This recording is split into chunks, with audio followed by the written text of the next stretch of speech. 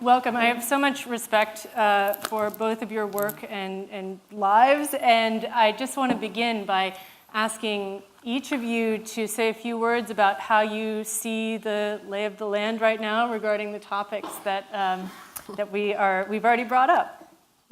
So starting with Winona. I was hoping you wouldn't say that. Ani nindo e magana kaloma relatives. Binesi kwe indigenicas makwando dam gababani kagish kanaganing and dunjabamigwich Oma King. I wanted to recognize the Lenape people and their territory here, and I'm honored to be here visiting with y'all. I come from White Earth, which is in northern Minnesota. I'm from the White Earth Reservation, and that's the place in the world I kind of look out at the rest of the world from. We have about a fifth of the world's water. I think about the water in our territory we live. My universe is about half water. Northern Minnesota, it's 10,000 lakes, and so you think about the geography of my territory, and it is. When we say we are a planet of water, but we are certainly, in my territory, a world full of water. And I think that we look out there, and there's a lot of shock going on everywhere. I always like that discussion about the shock doctrine, or just like every time you open up your computer, I wouldn't even say the paper because I don't live someplace that you get a newspaper every day, but there's just like something else appalling and jarring. And so I feel like that in the reality that of something that the system is definitely on steroids. That would be fossil fuels, and that would be whatever else it is. It's just like a system which has grown so fast and so rapid. It's really important, in this moment, or in any moment that you can, but in this moment to kind of take a breath and say, I'm alive, I'm here. What's my responsibility? What's my opportunity? What's my spiritual, what am I spiritually supposed to do? And to look out there and take a breath and then figure it out. And figure out what your piece is. And that's what I do for my territory and go on out. But, Naomi has also a different view. She travels more widely than I, although we might be neck and neck on that right now, but yeah. Yes, well, it's such a pleasure to be here, and I want to thank everybody at the Rubin in this beautiful space, and Corinna for that wonderful introduction. And when you reached out to me about these talks, and told me that you were doing this series and that you wanted to talk about climate change in the context of this idea of karma talks and a spirituality crisis.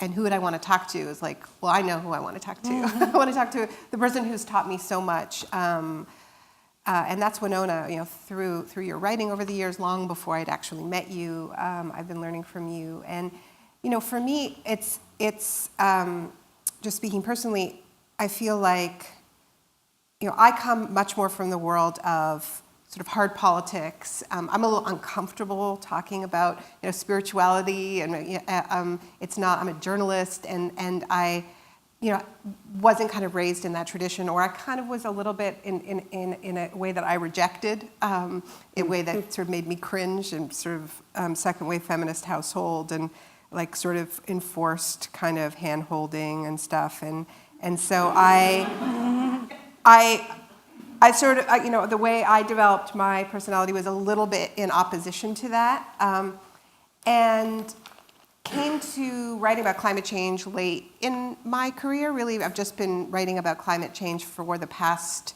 10 plus years. Before that, when I was writing No Logo and then The Shock Doctrine, it was much more about economics.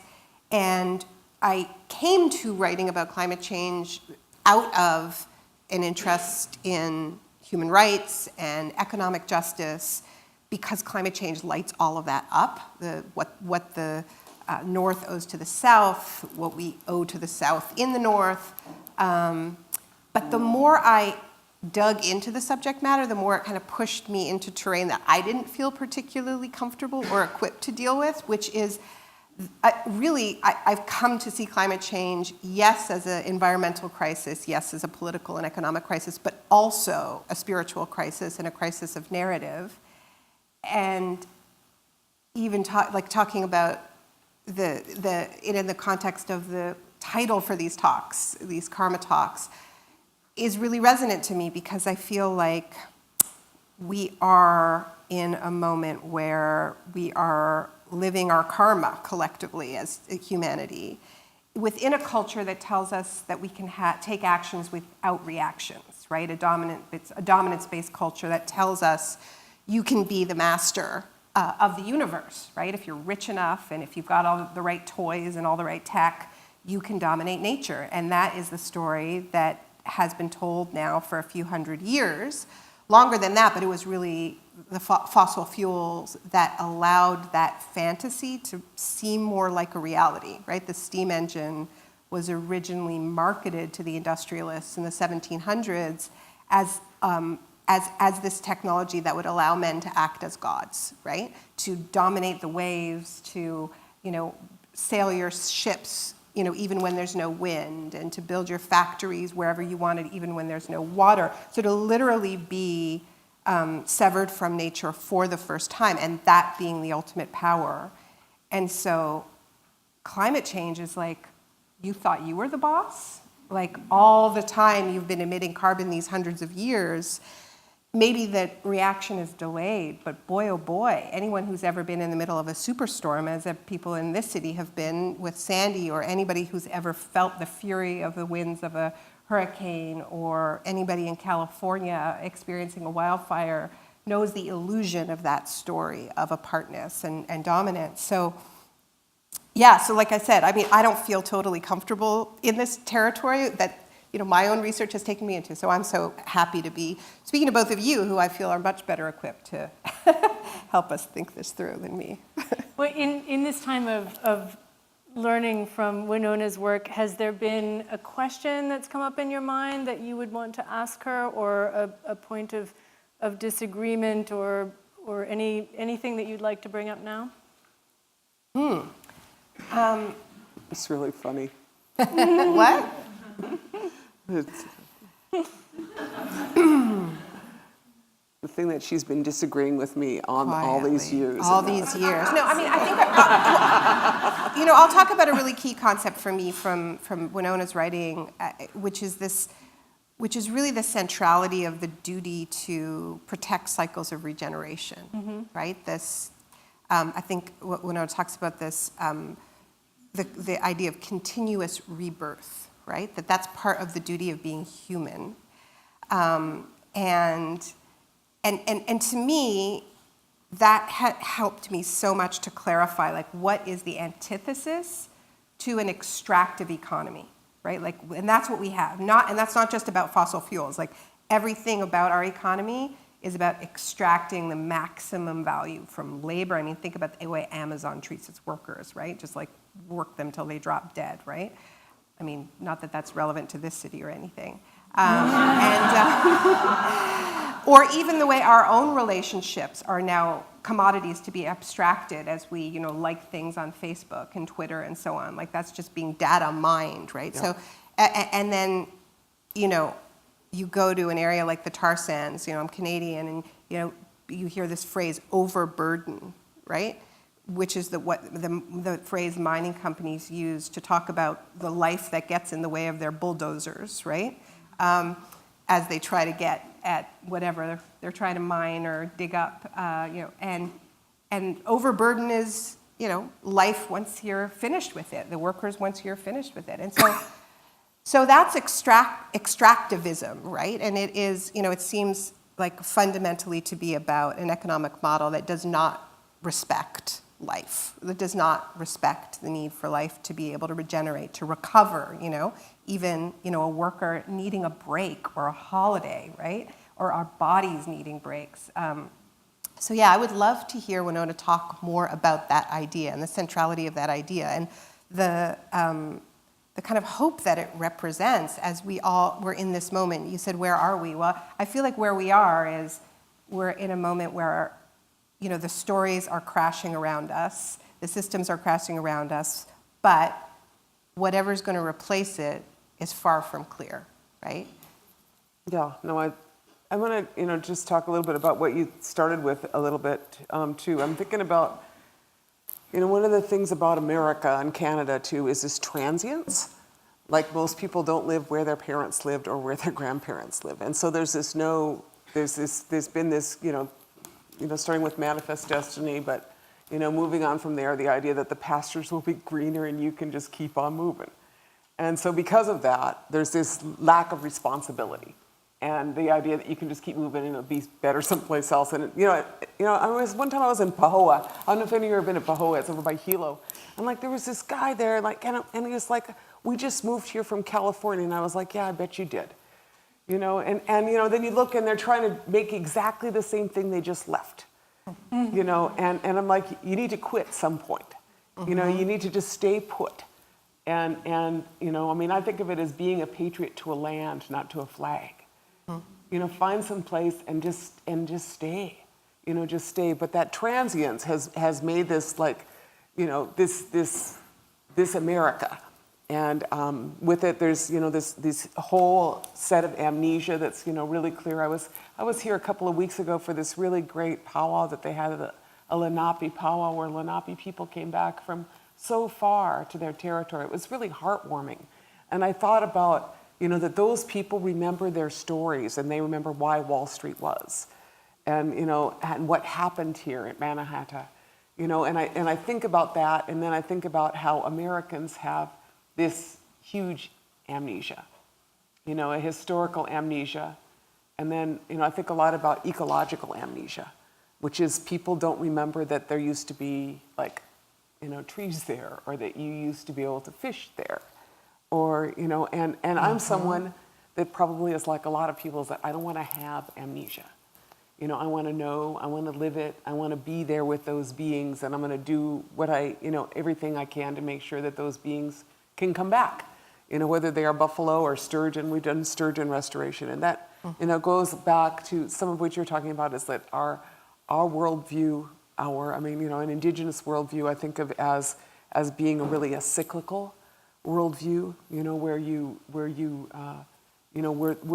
take care of things and then they return, and when you're really transient, you don't think about the return part.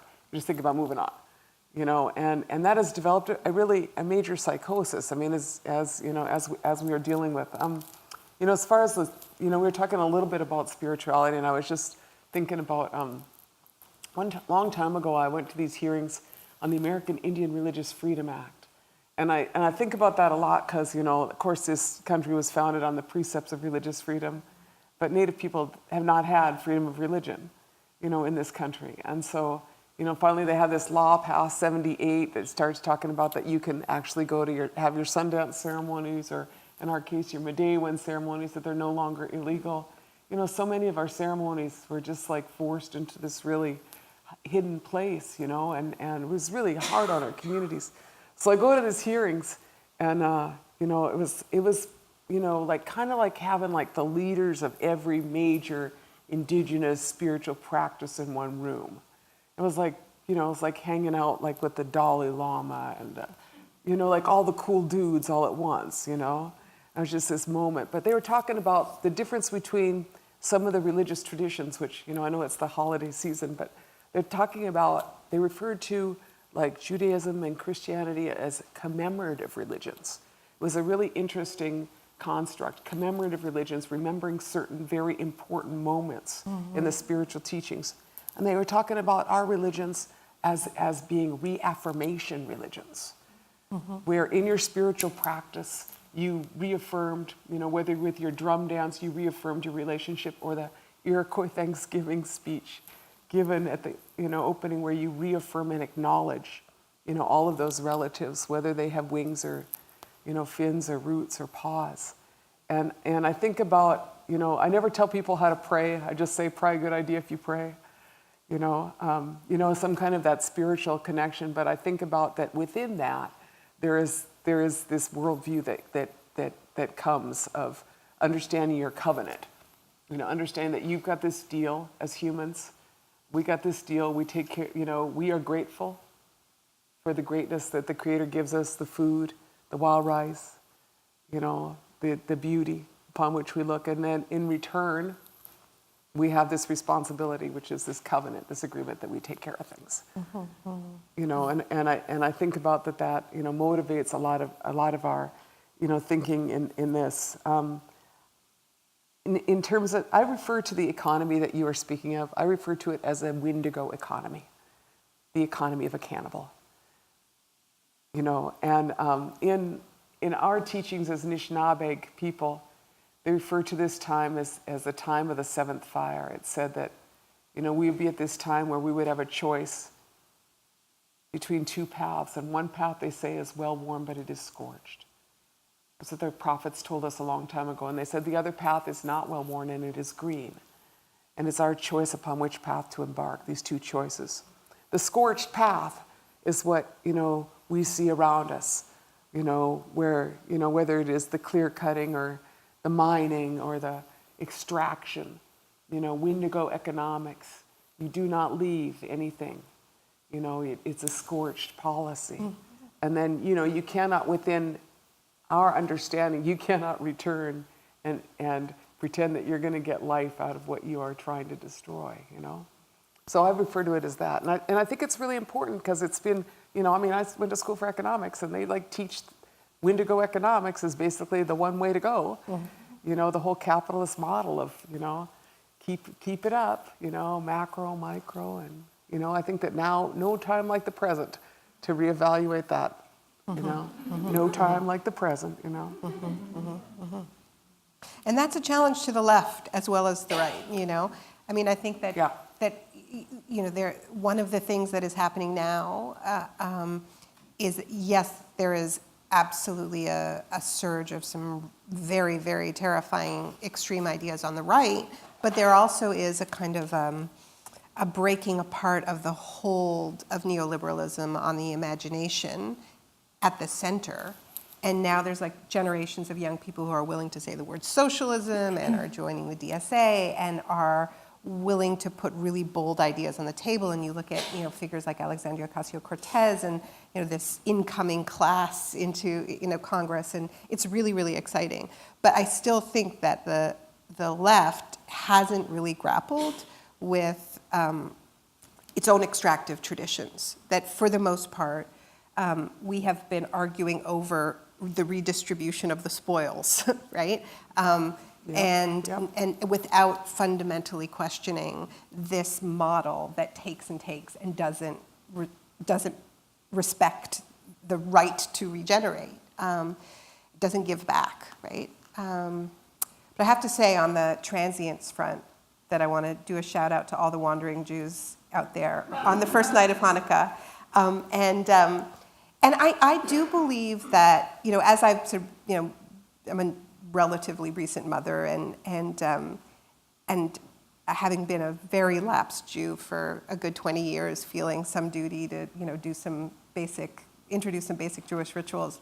You know, I do think that these traditions that I think I grew up with as quite commemorative lend themselves in all kinds of ways to, you know, a more land-based, creation-based, active tradition. They're all lessons in appreciating the land and water and, you know, the fruit. I mean, that's what Shabbat is, we think, for the bread and the wine. And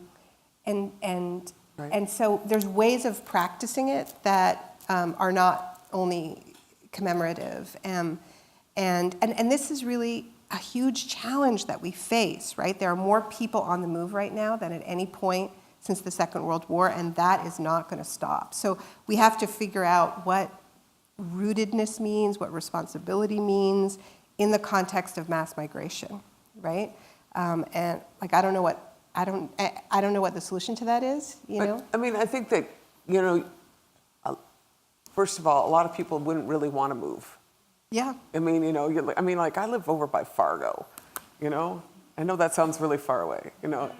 But, you know, so you're thinking about that, like, you know, you're out there and it's like 20 below and there's a Somali woman walking down the street in Fargo and you're like, sister, you probably don't really want to be in Fargo. I mean, you know, like, I totally get that. And I know that Lutheran Social Services and all the people who left the frozen, you know, territories and moved to the Sun Belt opened up all these houses that are now being resettled by Lutheran Social Services with these, you know, really, these amazing people from around the world that are fleeing like really horrible situations, you know?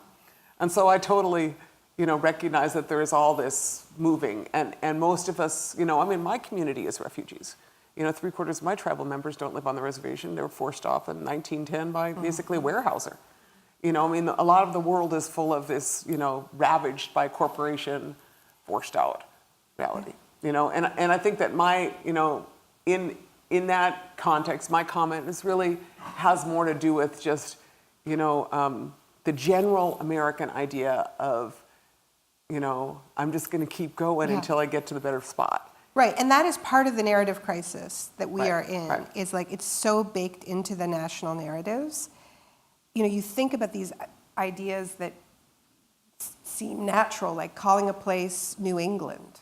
Like, that's really weird. Like, oh, look, we found a New England, because we, and it goes on forever, guys, and that is what settler colonialism, essentially is and is, Europe hits up against its own ecological barriers and goes to Canada, the US, Australia, New Zealand, and calls it New South Wales, New France, New England, except guess what, guys? There's so much of it. Like, we'll never deplete it now, And so that is so hardwired, the idea of infinite wilderness, absolutely inexhaustible, the trees that go on forever, the cod you can walk over to get, And so I think climate change denial is strongest in settler colonial states because it challenges that narrative, more strongly than, say, in Germany, right, which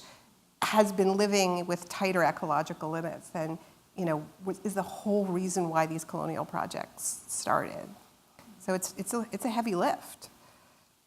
So, you're part, I don't know if because I have hearing problems. Sorry. So I make up a lot of shit.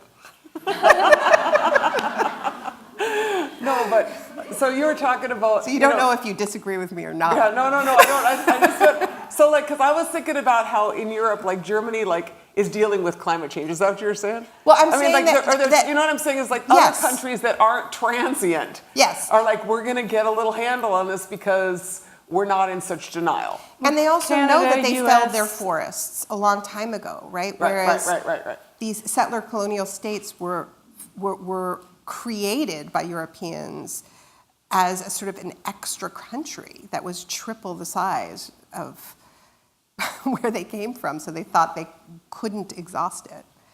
Yeah. And I think it's really important because the term settler colonialism, I've heard it used a lot in Canada. Yeah. In that colonial country, construct of Canada, but you don't hear it used in this country as much. And so it's really, y'all heard her say it, right?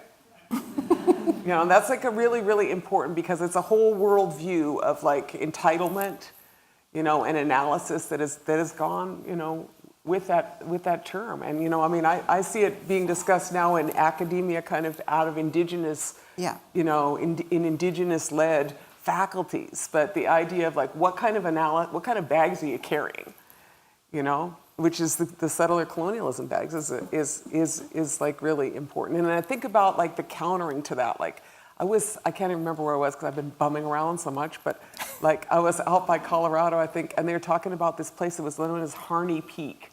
And Harney was a guy who killed a whole bunch of Lakota people. He was in the military, and they just changed that name here. Was that I don't know, this fall or something like that. And so you see all these places that are named. She's talking about the New England, but I just think of Amherst, Mount McKinley, Mount Adam, all these places named after, I always call them basically a bunch of white guys pretty much. And the whole idea of naming something as large as a mountain after something as small as a man. You know what I'm saying? I just find that so problematic. That whole, really, y'all just name that after your pal there, They're busy naming everything and claiming everything, but you are seeing this deconstruction of that naming. Yes. Which is in itself, I am so happy. When I saw that they changed that name back, because that's in Nebraska, that's one redneck state, man. And so when they start changing in these places that are super, super full of Indian hating still, you're oh, you did something, that's so good, little stuff. Can I jump in there because I actually, it makes me think of the name that's been applied to a lot of Indigenous sacred sites of devil. So like Devil's Tower on Mato Tipila, the sacred Right. site of the Lakota, Right. and many other cases. And that right. brings us back to kind of the ways in which the indigenous spirituality obviously was demonized and banned when the European settler colonists came over. And really some of what has resulted in what we describe as secular, including our economic value system, seems to me to be highly charged with a certain version of religion.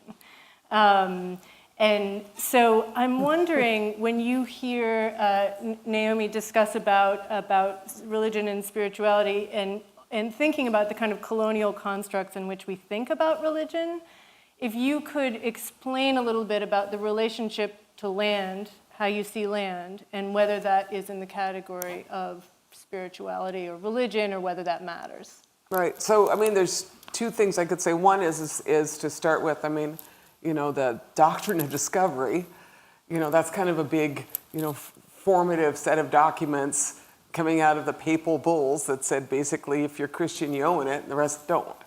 And so, I mean, we just had the great scholar Steve Newcomb here a couple of weeks ago talking about, just the whole asking for that to be, is it called repudiated? Like, take it back. Rescinded, repudiated. Yeah. I mean, and I think because in the battles, like I'm in the middle of a big battle on tar sands pipelines. Line 3, single largest tar sands pipeline. I always feel like the most oppressed here. I have the biggest tar sands pipeline. But I mean, a lot of the legal foundation that First Nations are dealing with still comes out of this doctrine of discovery. And you're literally in the courts. I heard Frank Foolscrow, as a young woman, he was leader of the Oglalas. I remember sitting there with him and him saying, he kept calling it the court of the thief. The court of the thief. Mm-hmm. I mean, we can pretend that the judicial system is predicated on justice, but it's predicated on the papal bulls and the doctrine of discovery, which is a totally different worldview that comes from a certain place of empire, and so I come from a place of not empire, and I think that that's probably more sustainable over the long haul. Thinking it might be time to kind of, even in the empire state, kind of let some of that stuff go, just let it go. But, our word for land is aking, and it means the land to which the people belong. That's what it means, the land to which the people belong, which is an entirely different construct, having to do with that, we belong there, we take care of it in this covenant, in this agreement. It's not private property, it's a much more collective relationship, which is reaffirmed and through intergenerational understanding and through ceremony, and through reaffirming that relationship and, putting your tobacco out. And I was laughing because I had my Thanksgiving. Did y'all have your Thanksgiving? I know some people politically don't do that, but I was like, I have feasts all the time. And my kids are like, we having another feast? I said, yeah, this one's called Thanksgiving. This is the white people day when they do it, but we'll just have another feast today too. But we have every harvest we have one, and for every event we have our Thanksgivings. So. One quick follow-up. Would you like to see the rights of nature in some form as part of the progressive left agenda? Yeah, I mean, of course. I mean, to me, the idea, if you don't take apart the legal institutions that this country is based on and start remaking them so they make some sense, we're going to be in perpetual trouble. I mean, the idea that corporations have rights, are considered, natural persons under the law. A corporation doesn't have a soul. It can't be a natural person. It doesn't have a soul. That's the basic difference. It's a legal fiction, right? And then on the other side of that, as we've talked, private property rights are enshrined in the Constitution. There's no, enshrining of common property rights. And let alone if you move beyond property rights to the idea that Mother Earth herself has these rights to continue to exist. And places like New Zealand have been affirming, one mountain, one river, and beings, And to me, that is the future of the law, of legal institutions. We all want systems that'll work. I feel like, I feel like for 200 years I've had a legal system shoved down my throat, and what you really want is some kind of system that'll work. and so it's going to have to transform, and so it has these basic fundamental, changes in it. And I mean, one thing I would add is that the extent to which Indigenous land rights have won some protections under the legal system in the United States and in Canada and under the UN Declaration for the Rights of Indigenous People has had a huge impact on our ability to stop, extractive projects that, are intimately connected to whether or not we are going to have a fighting chance of stopping catastrophic climate change. So, if you think about every single one of the major pipeline battles, right, a central piece of why the projects have been stopped or stalled is because of successful lawsuits by Indigenous people in the United States and Canada. Right now, I mean, the only thing keeping the Keystone XL pipeline from being built is an Indigenous lawsuit. In Canada, the tripling of the capacity of the Kinder Morgan pipeline, which is another tar sands pipeline, which would go through British Columbia, the Trudeau government has been so determined to get this built that when Kinder Morgan announced that they had lost their appetite for this pipeline because it was being blockaded by Indigenous-led movements, and they were afraid that that the risks were too great in going ahead with the construction, the Trudeau government came in and bought the pipeline from them for $6 billion, and now is investing an additional $10 billion to expand its capacity. And the only reason why they are not breaking ground on this is because of a successful lawsuit that is being fought by Indigenous communities in the path of the pipeline. And whose water is impacted. So there is an absolutely intimate relationship between, and these rights are inadequately protected under settler law, but there are some victories, very, very hard-won victories, and the extent to which they've been won are the extent to which we are winning, right? Or at least buying ourselves a little bit of time. But there's also this, this other aspect of it that I think needs to be talked about, which is that often white-led environmental groups take a kind of extractive relationship to Indigenous land rights, where the only time there is support for Indigenous land rights is when it is helpful to us fighting a pipeline or fighting a mine, right? And not when it is about an Indigenous community, fighting for clean water, or fighting for, a healthcare clinic. And because of that, many communities are forced into these Faustian bargains of taking, a deal from Enbridge to let a pipeline go through their community because it's the only cash on the table to pay for much needed, services. So, I think we need to think about that really complicated relationship. You go ahead. Yeah, I mean, I think that that's exactly really important because the fact is that, the infrastructure in a lot of these First Nations in Canada, I mean, 100 of them don't even have drinking water. Yeah. And so these are projects communities that have been, everything around them is contaminated and they don't have good drinking water in them. And yet we're talking about, I mean, to me, it's not just our communities, but the United States has a D in infrastructure. I mean, things fall apart, things explode. I wouldn't want to light a match in downtown Boston looking by that gas leaks that are, you know what I'm saying? Mm-hmm. We've got a D in infrastructure, and yet at the same time, we're sitting here watching major oil companies say they want to unroll a set of new pipelines for them. But there's no water and sewer lines. Flint, Michigan doesn't have it. You know what I'm saying? And so to me, these issues of who has adequate infrastructure are really important. And Indigenous people, end up, as you said, in the front lines of both of these issues. I mean, in our community, we're facing this, as I said, the last, I refer to it as the last tar sands pipeline, because there was last year, was it about a year and a half ago, there was 5 pipelines, right? Yeah. There was Northern Gateway. Northern Gateway, that was an Enbridge pipeline. There was Energy East, that was the longest pipeline going to New Brunswick. Mm-hmm. Both of those were stopped also by, social movements. Yeah, huge coalitions. First Nations and social movements. Social movements is who stops stupid projects, really. Mm-hmm. Along with lawsuits, but social movements, right? Yes. Kinder Morgan had to be purchased by, we should just call it the Trudeau pipeline. We should just call it Trudeau's personal, it's this little. I know this is hard for some Americans to hear. You know, he's got nice socks. He's really cute. And this is one of the moral hazards of the Trump era, is that in comparison to Trump, everybody looks good, right? And so you end up celebrating folks like Justin Trudeau or Emmanuel Macron, who have very, dodgy track records. So yeah, it's important to talk about what Trudeau is doing, I think, even in terms of thinking about what's needed in this country to replace Trump. The Trudeau model is not good enough when it comes to climate change. He says all the right things, but the track record is pretty disastrous. But I think a part of it has to do with the fact that, you're talking about it in LEAP, right? In your work at LEAP. But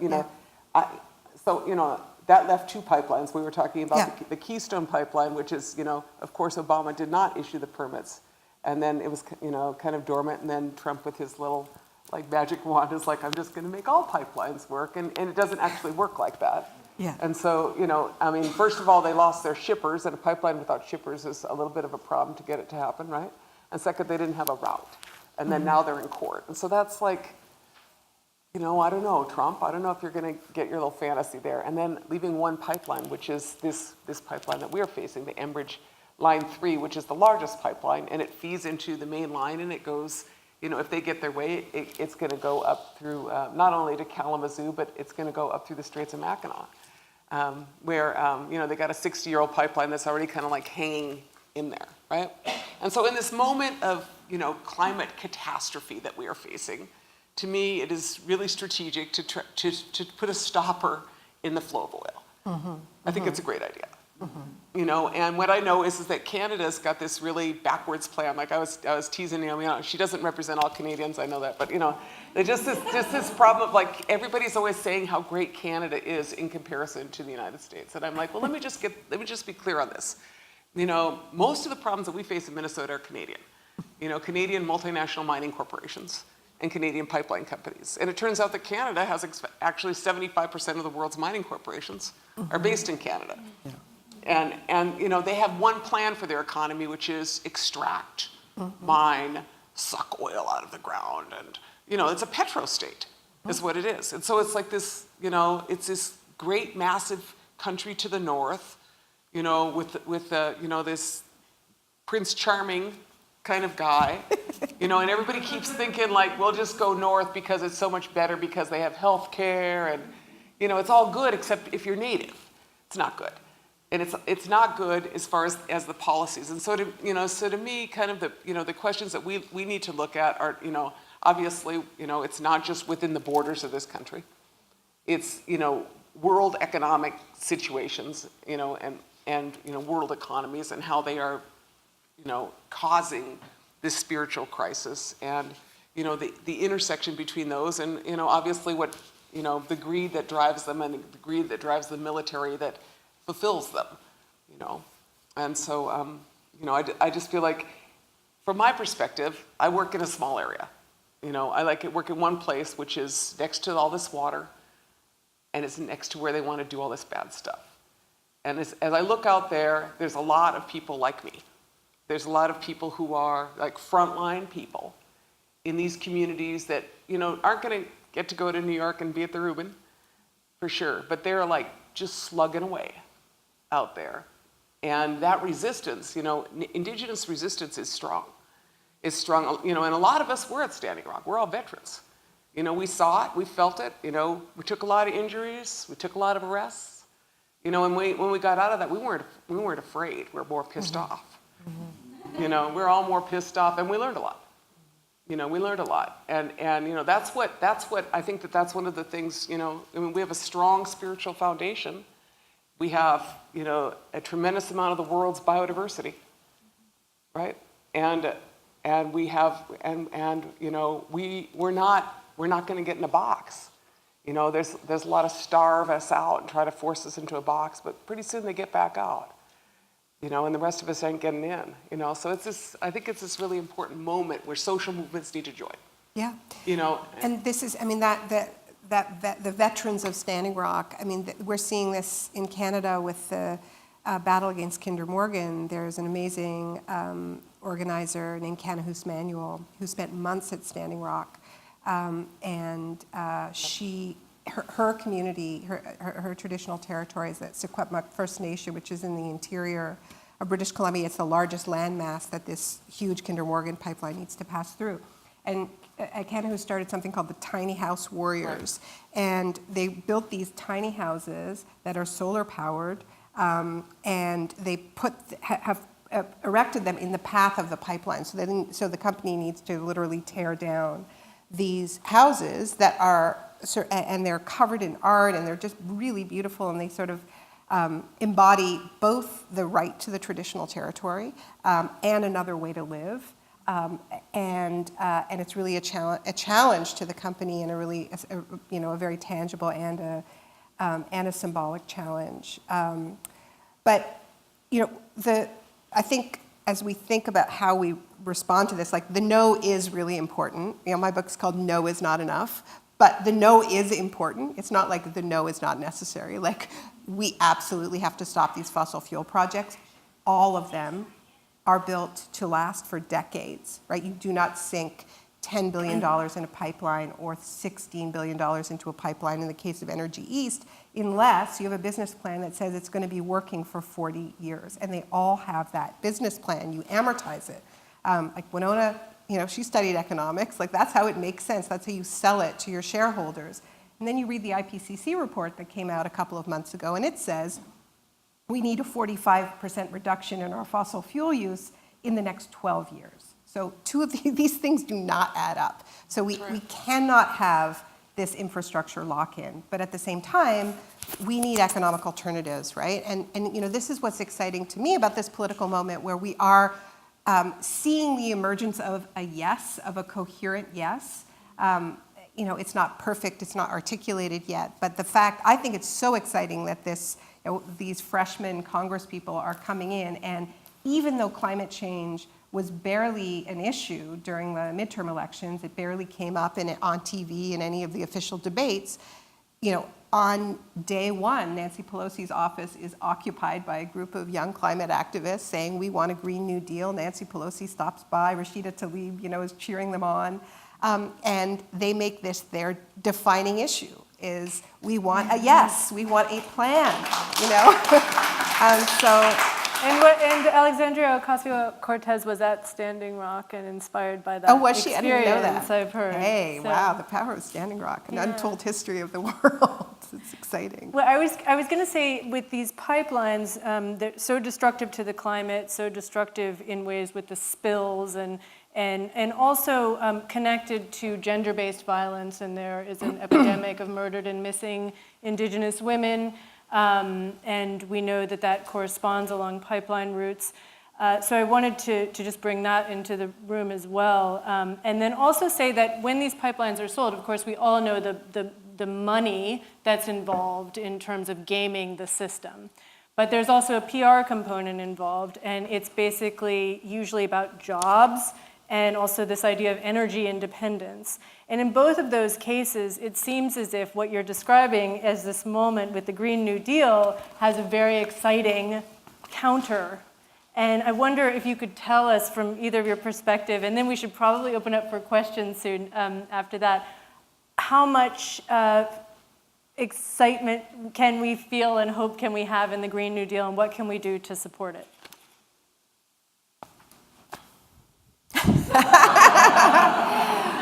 Okay, the first thing I would say is there is no it.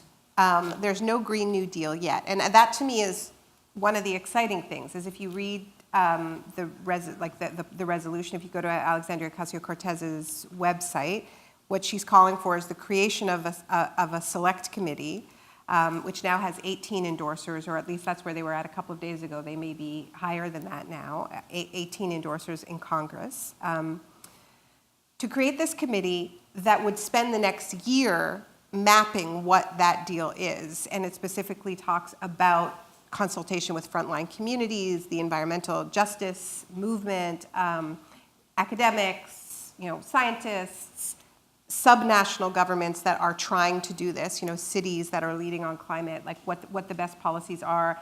And at the end of that one-year process, have a plan for a Green New Deal. So sometimes people are talking about the Green New Deal as if it already exists, and I think if it did, then we'd be in trouble because it would have come out without a proper consultation with the incredible range of experts and people who really have been trying to figure out what this would look like, right? There is a vibrant climate justice movement that has been carefully trying to build relationships with labor, and breaking, getting beyond a very difficult history between the environmental movement and communities of color, and trying to figure out how do you embed justice in the transition off of fossil fuels. And this is hard, painstaking work, and whatever the Green New Deal is has to be based on that work, right? We don't have enough time to start from zero.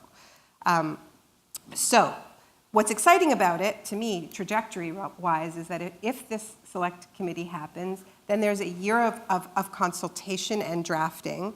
Then what the timeline says is by January 2020, there would be a plan, a Green New Deal plan. And within a couple of months, then there would be draft legislation. And so what that means is that by 2020, any candidate who wanted to run as a progressive at any level of government would really need to be running on this as their platform, right? So that to me is really exciting, that there could be this collaboration between progressive policymakers and movements that could come up with a kind of a people's platform. That's my utopian hope for this, right? Obviously, there's lots of things that could go wrong, I feel like I'm a little bit like the girl who cried one last chance, because there's so little time, and this is what was so distressing about Trump's victory to anybody who's paying attention to the climate timelines, right, is we know we can't lose these 4 years. We just can't. So what's exciting to me about the Green New Deal timeline is it means that these next 2 years we aren't losing. We're using them to the best of our ability to get ourselves in a situation where, with the new government, we could begin at a velocity, not starting when there's a new government, but starting way before that, so whoever that new government is could move very, very quickly. So I think about how, in the absence of good political leadership, there's a lot of movement that can happen. And so, I was inspired long ago by the Zapatistas who were talking about just, autonomous communities. And I basically live in a region, of autonomous communities. You got 7 Anishinaabe reservations in northern Minnesota, about 100 of them just north of us in Manitoba. And so I look at that, in our case, we never thought anything was going to come from Washington anyway. Things haven't generally worked out for us. And, in terms of Native people, I would say kind of like Trump is kind of like the new Andrew Jackson. Very similar in terms of his trying to lay to waste, everything, not just for everybody, for everybody across the board. But, so we look at that, and then, in that time, as I was really pleased to see this discussion of the Green New Deal. I mean, we would refer to it as, Ashki B'Mataziwan, or the new life, the 8th fire in our prophecies. But it is similar this time when you have this opportunity to do something. And so, I look at it in my region, my Aking, my land to which we belong, which is, this large territory around the Great Lakes. And I look at like what it would look like if you did something in your region. And so, you take some math, like you take like the $7 billion Enbridge pipeline and say, well, what could we do with $7 billion? Yes. How much infrastructure could we fix? How many leaking this? What kind of renewable energy infrastructure could we build for that amount? What kind of, rebuilding a local rural economy of local food could we do, in that? Because a lot of the answers to climate change are not, it's not just don't do dumb stuff. Mm-hmm. It's also, leave your carbon in your soil by going organic.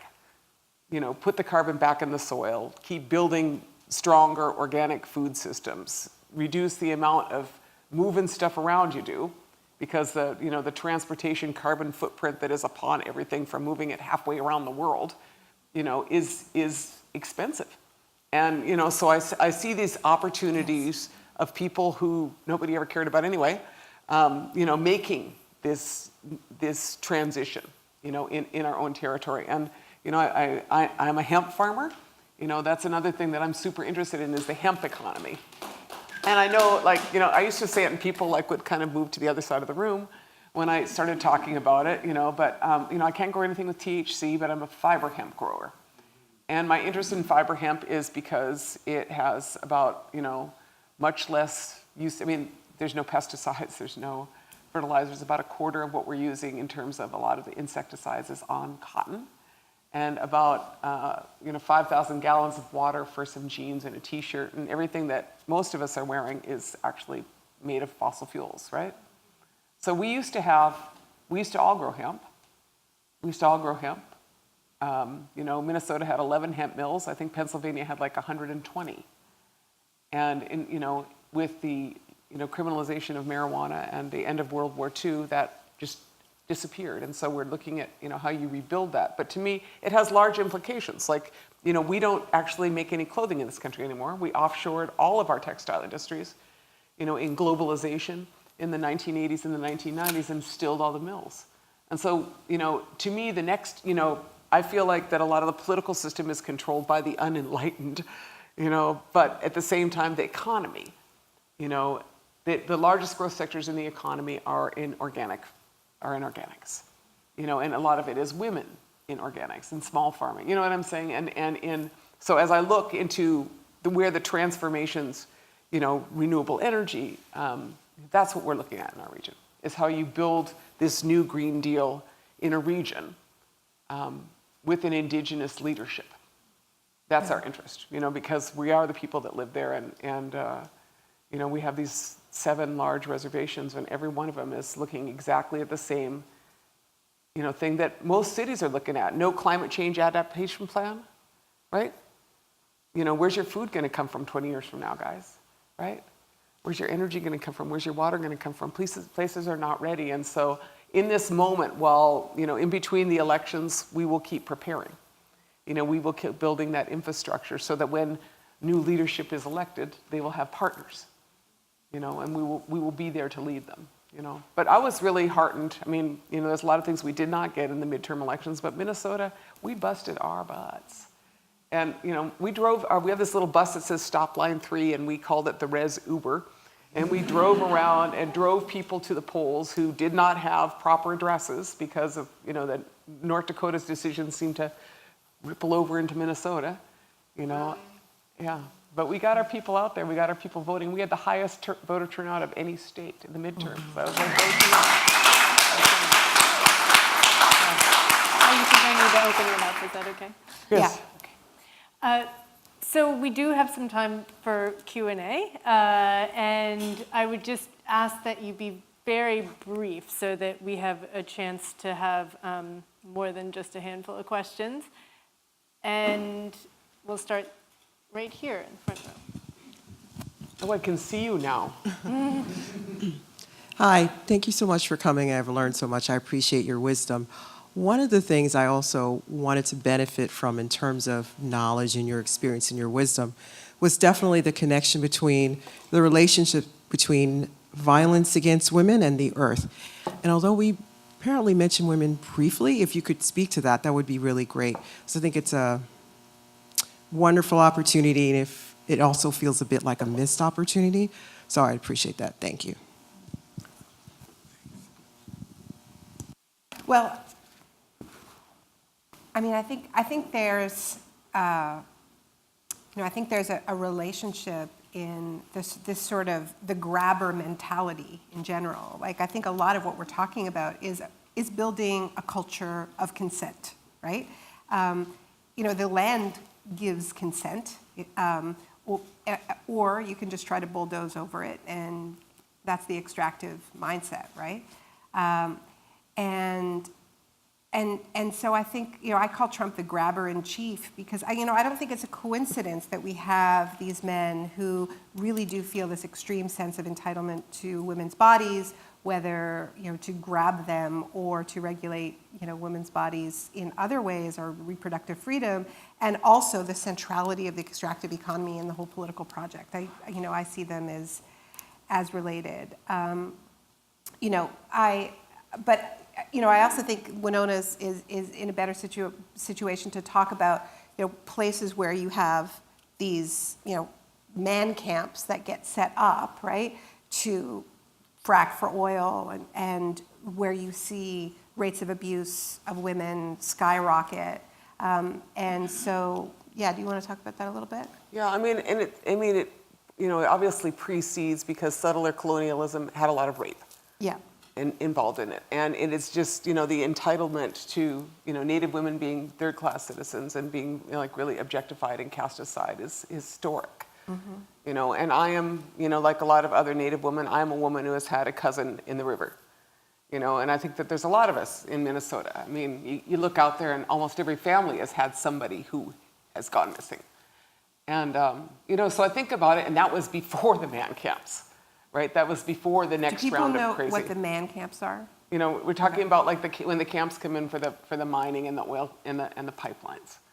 But that in North Dakota particularly is where you saw this big spike in violence, and obviously any place that, and because the resources themselves, whether it is the oil and gas, or the oil and gas is in indigenous communities, and every pipeline has to cross one of our territories. That's why there's this much more horrifying level that is that happens, because it's in our territories. It's not like these, it's not like these, we, historically 2/3 of the uranium and 1/3 of all Western low sulfur coal on indigenous territories, the places where the tar sands are, most large oil and gas fields.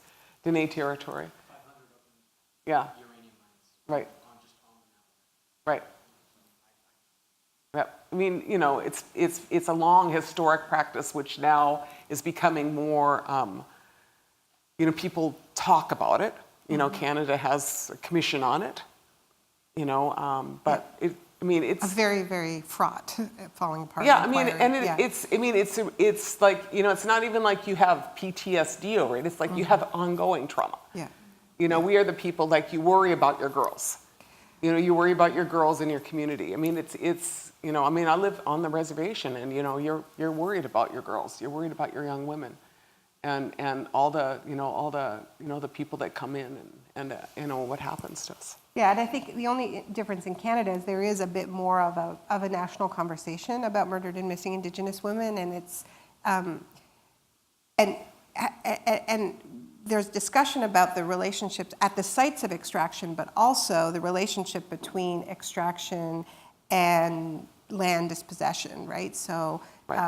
A ground zero for a lot of this is the downtown east side of Vancouver, where there's been an epidemic of murdered and missing Indigenous women. There was, it was an area that was also stalked by a serial killer for a long time. A lot of Indigenous women were murdered. And a lot of women had been displaced by resource extraction in their communities, but also, a history of residential schools and intergenerational trauma. And so it's all, all interrelated.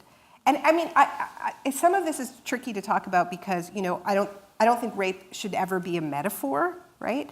And so I'm not arguing that it is, I've always been a little uncomfortable with the sort of language of the rape of the land and using that language. But there's no doubt that this idea of consent, right, that is so, so contested for people who believe they are entitled to other people's bodies, right? And the anger, right, at the idea of truly informed consent.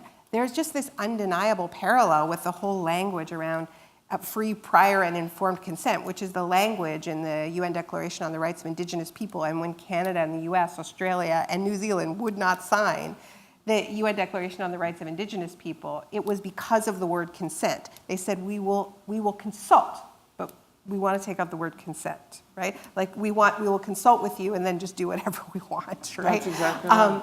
And you look at like every sign, every protest against a pipeline, you see these signs like no means no. We already said no. Why are you ramming this pipe through, the community again, So I don't know exactly how to talk about it in a way that doesn't create a false equivalency? How do you navigate that? No, yeah, I say exactly what you say. I mean, the fact is free, prior, and informed consent. I mean, I'd say no means no. Yes. And consent is the same in both. I mean, I use the analogy often, Yeah. so that people get it, because I mean, I work I work in my own community and I do a lot of interactions in a pretty conservative northern Minnesota territory.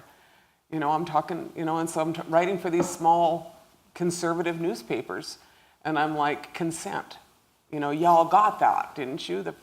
And so, it is important and it's true. And certainly women have been, very much, I mean, I think of Winnipeg.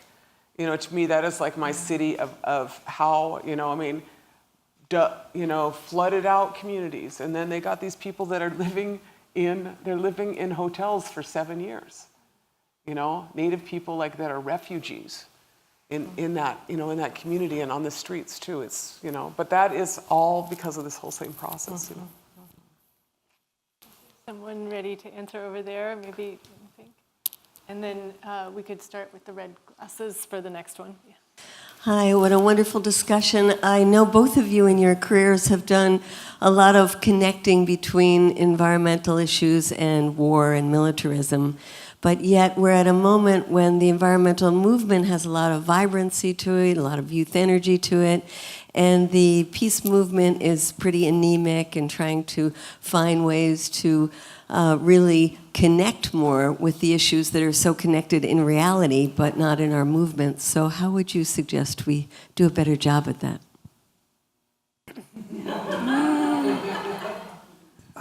All right.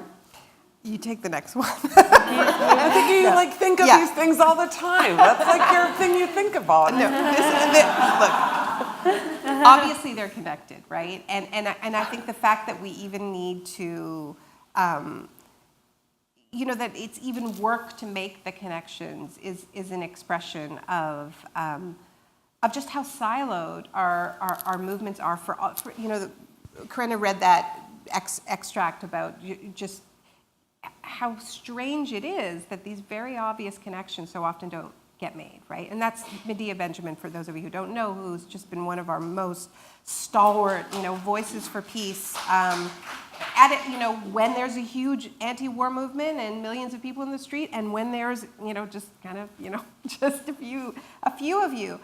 And it is amazing that this obvious point doesn't get made enough that not only is the Pentagon, the foremost consumer of fossil fuels in the world, but the reason that they go to war primarily is to go and get the thing that is causing climate change, which is oil, right? And so I think that, and now we have layered on top of that the fact that we're seeing this really close intersection between drought and conflict, right? So you have areas that are heavy on oil, light on water, right? At the center of conflict all around the world, and you can map it, as Al Weitzman has done, showing that the aridity line, the driest part of the world, it happens to match precisely with the highest density of Western drone strikes. Is that a coincidence that the driest parts of the world are also the most bombed places in the world, right? This isn't to say that, it's like climate change is the only driver of conflict, but it is a major driver. We know that for Syria. We know that, war, climate change, migration, this is all part of the same story. So I think we need a more holistic way of telling these stories, of building our movements, but we also need to, I think, be honest about why these connections aren't being made. Like be self-reflexive reflective about, the funding structures in social movements and the way in which, trying to find like a single issue, a single campaign that your group can take the maximum credit for, right, creates a disincentive to collaboration or a holistic analysis. Because if you make all the connections that need making, you're going to come up with a really radical campaign that's going to take decades to have anything to brag about to your funders, and so like this whole model of like, we did it, our group, we won, come give us more money, whatever, or, click here, going back to like, doing online fundraising. A lot of this is a disincentive to collaboration and to a truly intersectional, holistic model of organizing. Like the climate movement, like I'll give you an example, divestment, right? There's divestment movements on every college campus that are working on fossil fuels, war, prison abolition, and Israel-Palestine. They often don't work together, right? And why? Well, part of it is that within this funding model, it makes more sense for you just to focus on your issue, because maybe you'll win and be able to say you won and go get more money. I think that's one of the issues. I think there are deeper issues too around the way we've all been trained to build our organizations and our very selves on the model of a corporation. I think we all need to kind of kill our inner Trump. This is, that's sort of, that's all I'll say. Okay. Should we move on? Or? Yeah, move okay. on. I wanted to hear, red glasses guy, I want to hear what you have to ask. Thank you guys for connecting so many dots. My question's about job creation in the context of extractivist economy and the idea of domination. And, like GM, the stock price goes up when they work people to the bone and cut 14,000 jobs out. And so... You have to talk louder. Oh, sorry.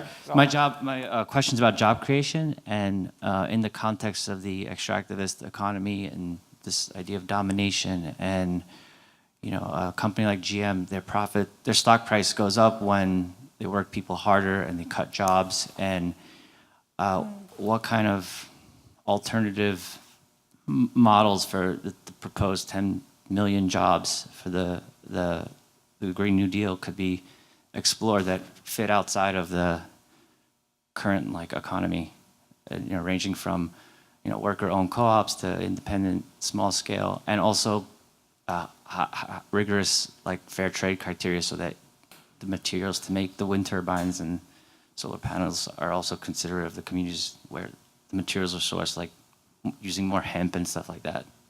Yeah, to start with, a lot of the jobs that have been created in this industry are hugely capital intensive jobs. And so, for instance, if you compare renewable energy jobs to fossil fuel jobs, there's 5 times as many jobs in renewable energy per dollar, right?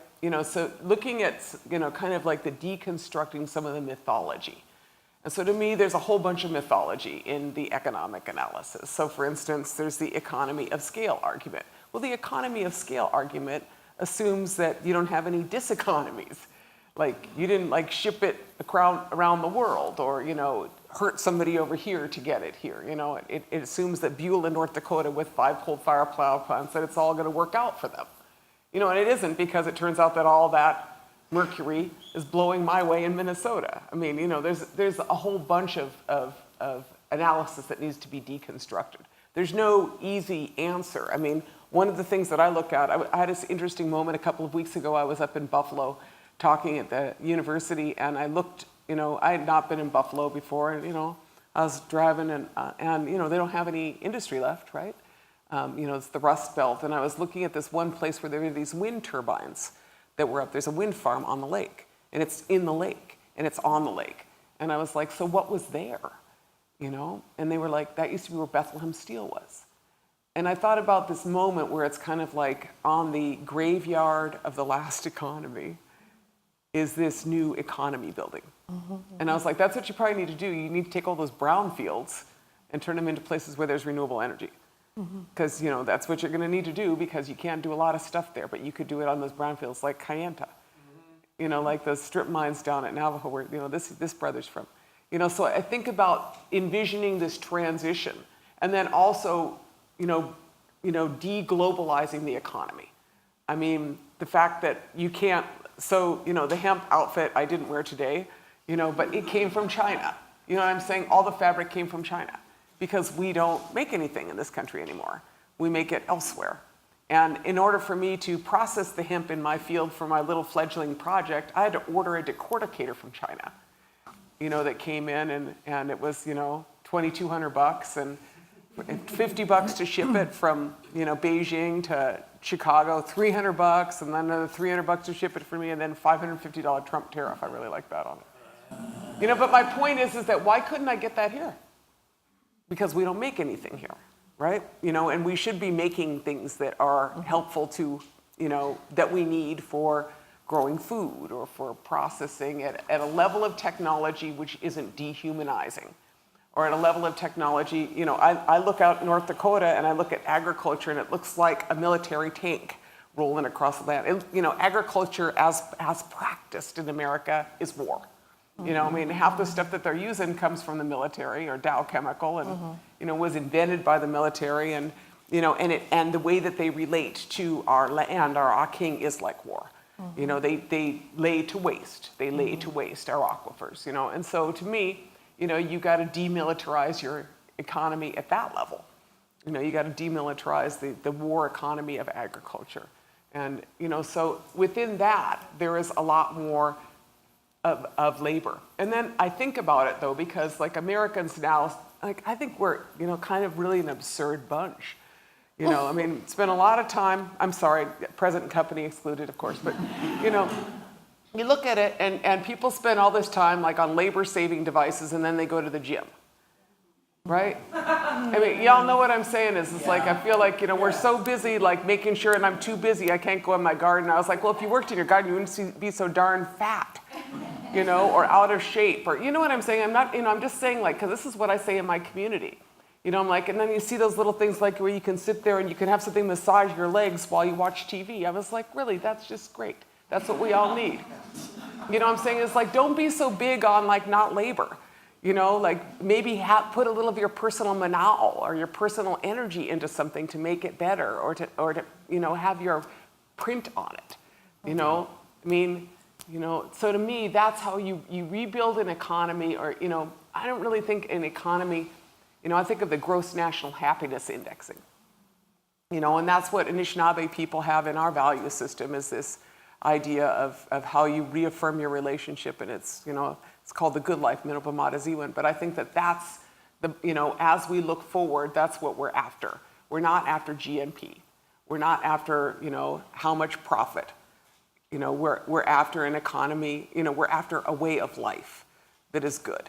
And that reaffirms relationships, and that is local. And that there's a lot, in that, but it's an entirely different model. Okay, I think only, I'm not sure if I have one or two more. Did I get somebody in the middle? I guess I'll go right here, sorry.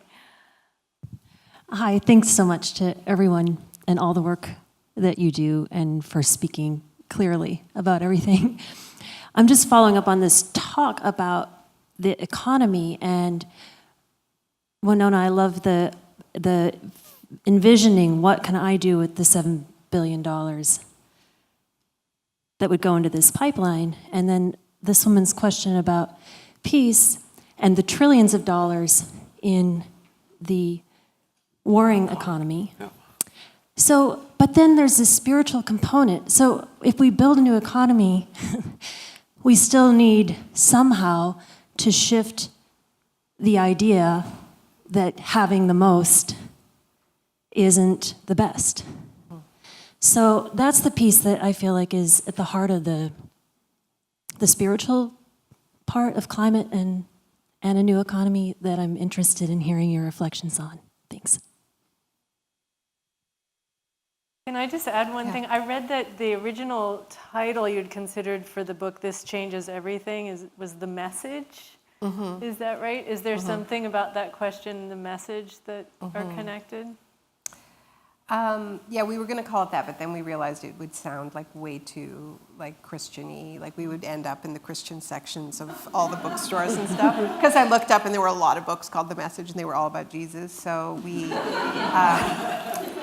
But yeah, I mean, the idea was that climate change isn't, an issue; it's a message. And I think I have that line in the book, that it's, it's speaking to us in the language of floods and fires and droughts. And but I do, I do think that what you're asking there is really central to how we map what this transition looks like, right, and how we truly connect the dots between all of the overlapping and intersecting crises that we face and get out of this sort of siloing. And one of the things as a society we are facing is an epidemic of despair, right? There's just shocking levels of self-medication and prescription drugging that is going on to address people's daily despair. And it challenges this idea that this hyperconsumption model is actually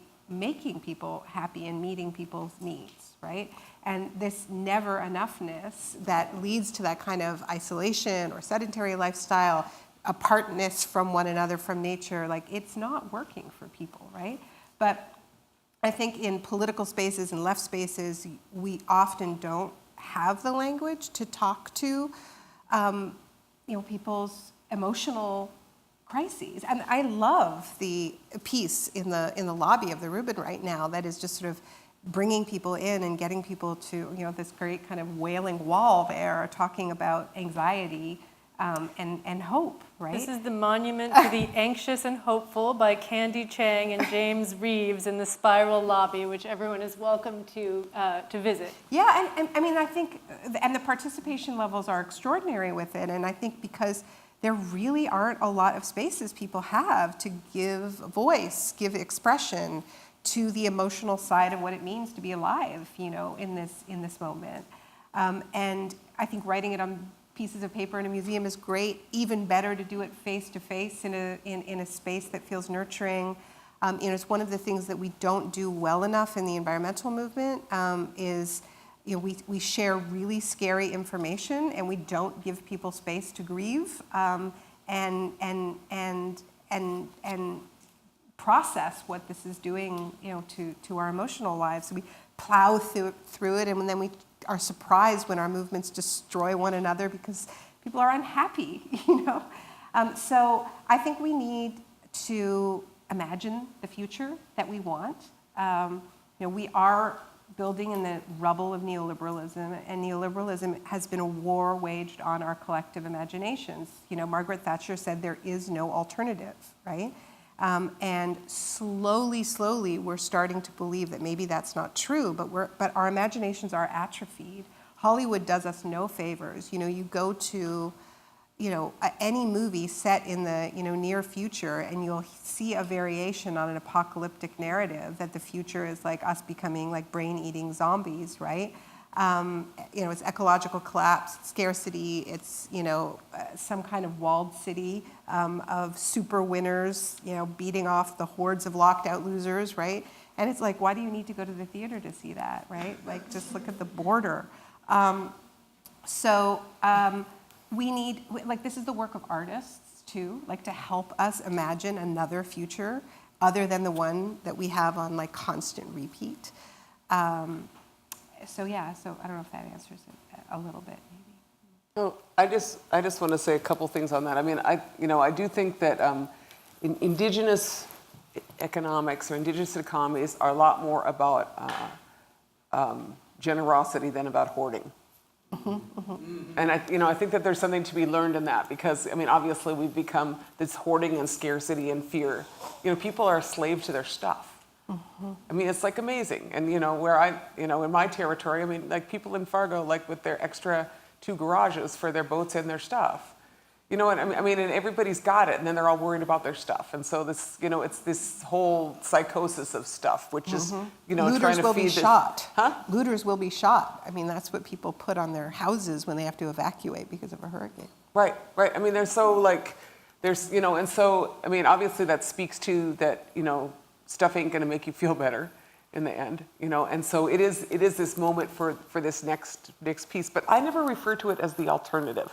I think of us I think we need a renaissance, in Europe, except for that last renaissance was financed on pillaging other parts of the world, so we aren't gonna do that one again, right? Yeah. That wasn't good. But the point is when you come to some enlightenment, because I consider an indigenous economic model an enlightened economic model. I don't consider an economy that destroys the planet to be particularly enlightened. I don't consider, and I don't consider what we are saying to be the alternative. I consider that to be a really bad plan, that has huge collateral damage, right? And so, I want to reaffirm this position of, returning to something that makes some sense. Or, as Sitting Bull, the great political thinker, would say, let us put our minds together to see what kind of future we can make for our children. That's what he said so long ago, which is, maybe what we're talking about in part, some of them were talking about in the New Green Deal, but it's beyond that. Yeah. But it's this question of how do we make that future, and the values upon which that should be founded. And people in my area are always saying, well, we've got to hang on, the fossil fuels. We got to have a transition out. And I was like, we're in the fossil fuel era. I spent my whole life in it. I want a graceful transition. You know what I'm saying? I don't want to crash my damn way out.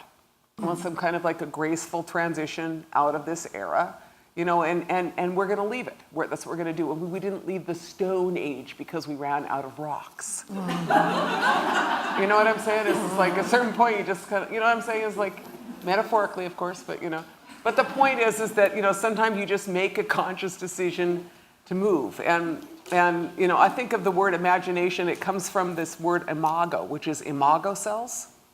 I've been thinking about this a lot because an imago cell is what is in a butterfly, which turns a caterpillar into a butterfly. And they do something that a moth doesn't do. They liquidate in that chrysalis, and these cells appear called imago cells. And those cells keep coming in larger numbers. They're killed off, and then some more are killed off, and more come until they finally overtake that being that has liquefied itself and turn it from a caterpillar into a butterfly. Now, how amazing is that? But it's imago cells, and that word is the same as the root word for imagination.